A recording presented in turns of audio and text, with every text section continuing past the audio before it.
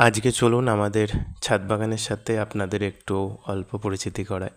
প্রথমেই যে ফুলটা দেখতে পাচ্ছেন সেটা হচ্ছে করবী। এটা হচ্ছে সিঙ্গেল পেটাল করবী। এটার লাল ভার্সনটাও আছে, ওটা এখনও ফোটেনি। আর গোলাপ তো অবিরাম ফুটেই চলেছে, শীতকালের থেকে বর্ষাকালে বেশি ফুটছে।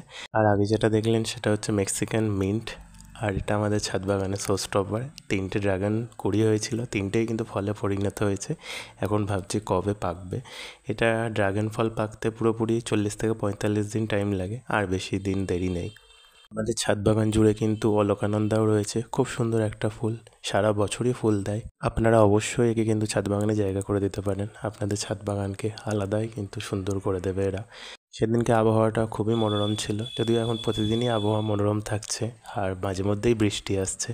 তার জন্য ছাদ বাগানটাকে নিজের ক্যামেরাবন্দি করতে কিন্তু সবসময় ইচ্ছা করছে। ভালো থাকবেন, সুস্থ থাকবেন, আবার কোনো একটা নতুন ভিডিওর সাথে নতুন গল্পের সাথে হাজির হব। টাটা।